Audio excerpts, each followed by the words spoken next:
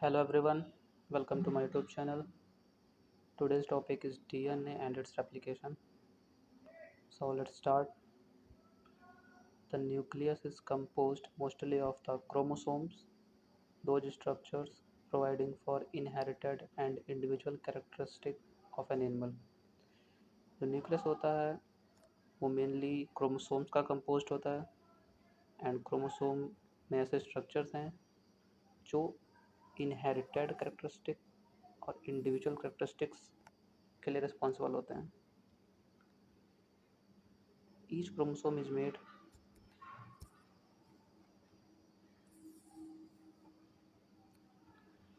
up of large molecule of DNA wrapped in the form of double helix around a core of histone proteins.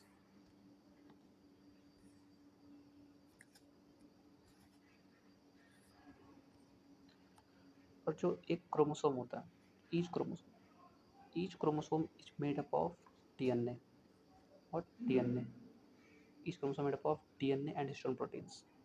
जो DNA होता है वो helix के form में होता है. Helix is mainly spiral form and this spiraled around the histone proteins.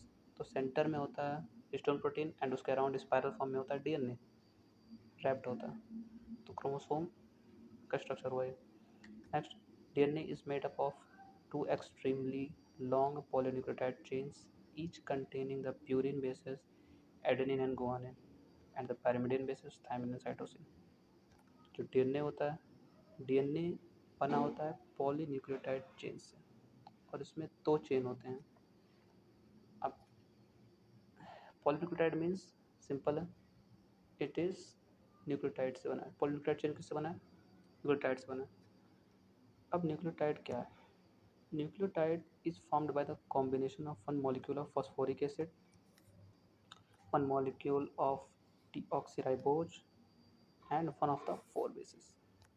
अब करें न्यूक्लियोटाइड किसका किसका बना है? न्यूक्लियोटाइड बना है one molecule of phosphoric acid से जो कि नेगेटिव चार्ज होता है, वन मॉलिक्यूल ऑफ डीऑक्सीराइबोज एक शुगर है and one of the four bases जो भी बताया ऊपर मैंने, प्यूरिन और पैरिमिडिन. प्यूरिन में एडेनिन एंड गुआनिन, पैरिमिडिन में thymine and cytosine. The chains are bound together by hydrogen bonding between the bases, with adenine bonding to thymine and guanine to cytosine. अब जो डीएनए में जो chains होती हैं दोनों polynucleotide chains, these are bonded to each other. But how? These are bonded through the bases. अब basis के बीच में क्या होता है? हाइड्रोजन बॉन्डिंग होती है and there are rules for this hydrogen bonding. I will tell you for the bonding relationship is referred to as complementary. They are not identical. और ये बॉन्डिंग होता है बेसिस के बीच में, ये आइडेंटिकल नहीं है बट कॉम्प्लीमेंट्री होता है. कुछ इस तरीके का बॉन्ड होता है. Whenever adenine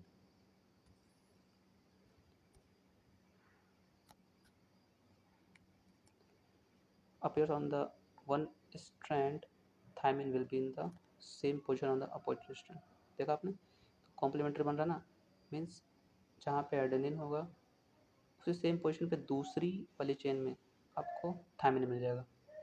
the similar pattern, अगर वहाँ पे साइटोसिन होगा तो अगले वाली चेन पे सेम पोजीशन पे आपको गुआनिन मिल जाएगा. ठीक है, तो ये है complementary relationship between the bases and the hydrogen bonding. अब हिस्टोन्स की मैंने बात की जिसके अराउंड डीएनए हेलिकल फॉर्म में होता है, double helix. The histones are positively charge proteins. तो जो हिस्टोन्स होते हैं वो पॉजिटिवली चार्ज प्रोटीन्स होते हैं that associate strongly with DNA by ionic interactions with its mainly negatively charged phosphate groups. अब जो हिस्टोन होता है और डीएनए होता है, ये दोनों के बीच में आयनिक इंटरेक्शन होता है. ये आयनिक इंटरेक्शन होता कैसे है? Histone is positively charged while DNA is negatively charged. DNA contains phosphoric group. Phosphoric group is negatively charged, and histones are positively charged. So there is ionic interaction between the DNA and histone protein. About half of the mass of chromatin is DNA and half is histone. The very important point कह रहा है कि जो chromatin होता है, chromatin का जो मास है उसका मास का जो आधा मास है वो डीएनए होता है and half mass histone protein होता है. The whole complex of DNA and histone is called chromatin. अब होगा कि क्रोमेटिन क्या है, तो chromatin is the complex of DNA and histone protein.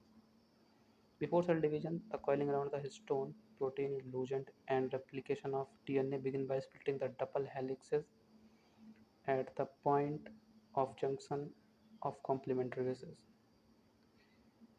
अब सेल डिवीजन के पहले क्या होता है, जब सेल डिवीजन होना होता है तो उसके पहले होता है कि जो कॉइलिंग होती है हिस्टोन प्रोटीन्स के अराउंड डीएनए की वो लूज हो जाती है. और एप्लीकेशन बिगिन कैसे होता है डीएनए का, by splitting of double helix. Splitting से स्टार्ट होता है, splitting of the double helix. Loosening तो हो ही गया है, और स्प्लिटिंग होगा कैसे, जो कॉम्प्लीमेंट्री बेसेज हैं उनके बीच की जो बॉन्डिंग है वो टूटेगा पहले. The separate strands serve as the template for the formation of its complementary base and replication takes place. अब जैसे दोनों स्ट्रैंड्स जो पॉलीन्यूक्लियोटाइड चेन्स थे वो अलग अलग हो गए, अब क्या होगा कि वो टेम्पलेट बन जाएंगे. अब उन टेम्पलेट में क्या होगा, नया स्ट्रैंड बनेगा. उस टेम्पलेट स्ट्रैंड के बगल में नया स्ट्रैंड बनेगा. Okay. The result is that two of the original strands of each chromosome is now paired with a new complementary strand, forming two spiral helix chromosomes wherever there was one before. अब कह रहा है कि जब ये replication हो जाएगा तो होगा क्या, आखिर में होगा यही कि जो रेप्लिकेशन हुआ उसमें दो ओरिजिनल, टोटल 4 स्ट्रैंड बनेंगे, 4 पॉलीन्यूक्लियोटाइड चेन बनेंगे. तो दो कौन सा रहेगा, दो हमारा ओरिजिनल रहेगा और दो नया बन जाएगा. ठीक है, तो 2 ओरिजिनल स्ट्रैंड्स रहेंगे और न्यू कॉम्प्लीमेंट्री स्ट्रैंड बनेंगे. ठीक है, और जैसा कि the two newly formed chromosomes remain temporarily attached to each other. अब रेप्लिकेशन हुआ तो this DNA are now chromosomes कब बनते हैं, during dividing stage of the cell. तो अभी क्या है, ये जो डिवीजन हुआ डीएनए का ये क्रोमोसोम कहलाएंगे. अब जो चारों स्ट्रैंड बने, यहाँ पे 2 स्पाइरल हेलिक्स बना, 2 स्पाइरल हेलिक्स क्रोमोसोम्स बोलते हैं इसे. अभी क्या करेंगे, ये दोनों स्पाइरल एक दूसरे से अटैच मीन्स इंटरेक्शन में रहेंगे until the time of mitosis. जब तक माइटोसिस कंप्लीट नहीं हो जाता तब तक ये अटैच रहेंगे. कैसे, at a point called the centromere located near the centre.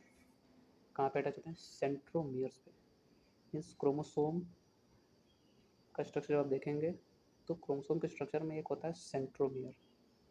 Centromere से ये दोनों क्रोमोसोम्स अटैच रहेंगे. These duplicated but attached chromosomes are called chromatids. और इसी duplicated और attached chromosomes को बोलते हैं chromatid. The unit of heredity are the genes on the chromosomes and each gene is a portion of DNA molecule. Very important line. जो unit of heredity है वो jeans होते हैं, और जीन क्या है, एक पोर्शन ऑफ डीएनए है.